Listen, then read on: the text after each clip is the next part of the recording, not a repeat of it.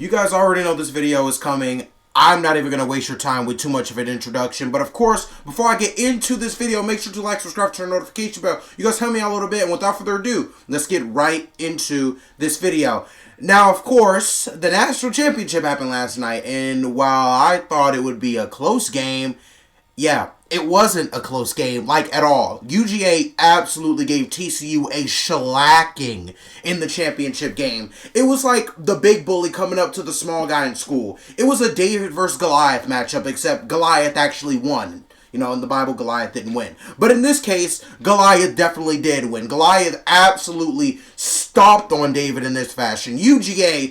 TCU just could not compete with this team. It was just the bottom line. UGA's defense was motivated from Ohio State, in which they played a very disappointing game in disappointing fashion, in which they won pretty much off of prayer, to be quite honest with you. Of course, TCU, they scored early in the game, 10-7. I'm sitting there like, oh, okay, it's going to be a great game. I have my dip out. I have my wings out. Everybody, it's going to be a great game. Everyone's going to enjoy it.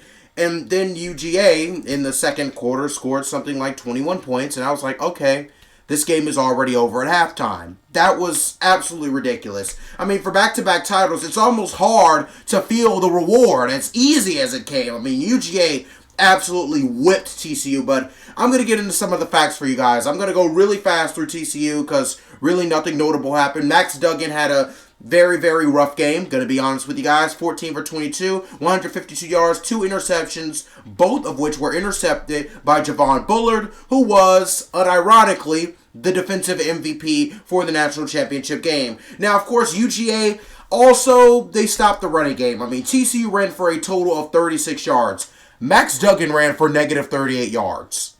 Max Duggan, the quarterback that's supposed to be amazing at running, that is amazing at running, ran for negative 38 yards. He averaged negative 3.8 yards to carry. Do you know how crazy it is to average negative yards to carry? This guy almost averaged 4 yards to carry in the other direction. He gave UGA yards every single time he got the ball. Absolutely ridiculous. Of course, I was going on about a big, amazing receiver for TCU in this video, in the video before this one, in the video where I talked about, I think UGA is going to win, but TCU could put up a good match. Quentin Johnston was locked down, 1 reception for 3 yards. If I would have told you that Quentin would have 1 reception for 3 yards in the national title game after catching for over 800 in the regular season, you would look at me and be like, Micah, you're absolutely ridiculous. But hey, it went ahead and happened. Now, getting out of TCU, I'm going to go into UGA. Now, the bottom line is that Stetson Bennett is the greatest quarterback in UGA history. I think yesterday proved that the best.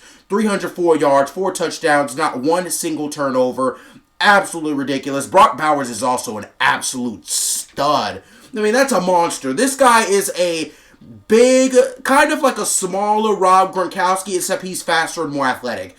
This guy is running all over the place. I mean, he was running over TCU defenders. He was a big 250-pound tight end switching directions like a running back. I was looking at the TV like, this guy's absolutely amazing. This dude averaged 22 yards per reception, getting 1 touchdown over a defensive back who, let's face it, the guy had no chance in competing with 6'4", 250-pound Brock Bowers.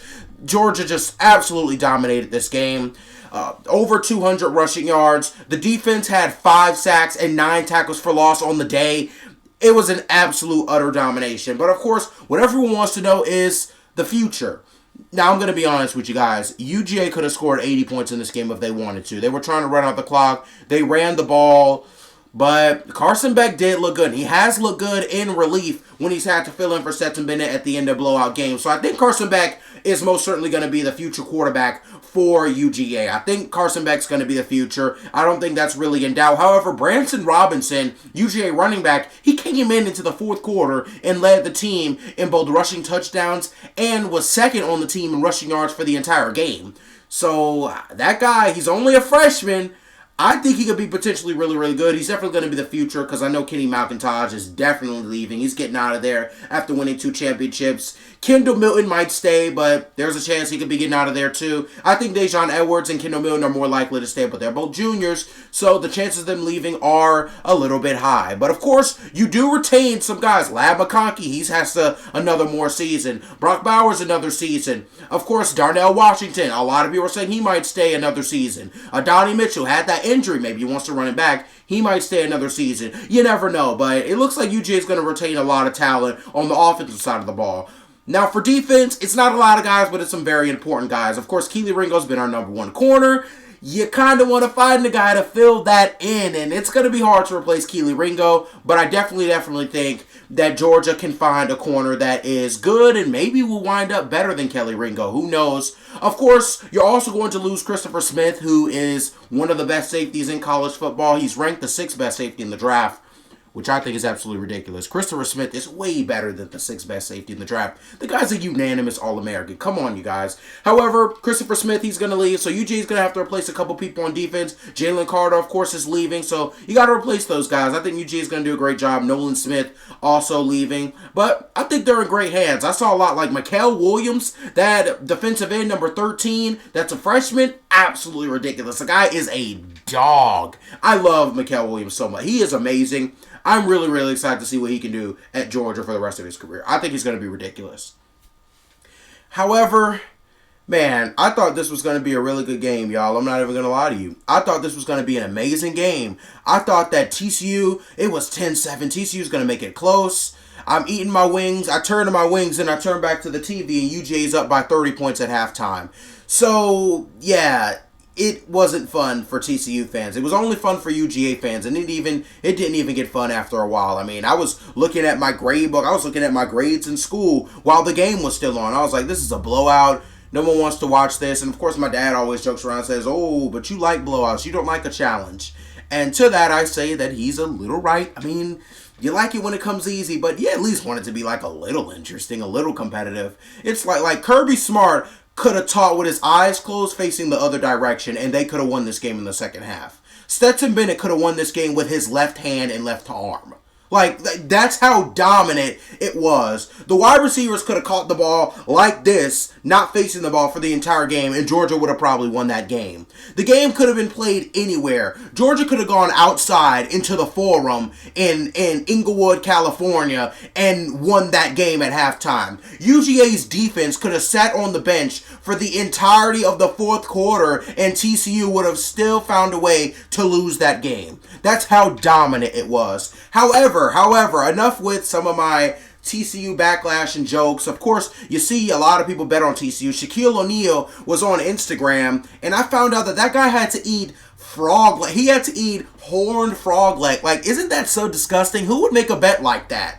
Who would want to eat horned frog legs? Plus, you bet against the #1 team in the entirety of the country, and then they get blown out, and now you have to eat horned frog legs. I feel so bad for Shaq. I'm going to put the post up kind of right here so you guys can see it. He made a really funny face. He was like, you got to eat frog legs? I've never eaten frog legs in my life. So if you know what frog legs taste like, put it in the comments, because I would imagine they taste pretty nasty. I mean, frog legs are all muscly and ugh.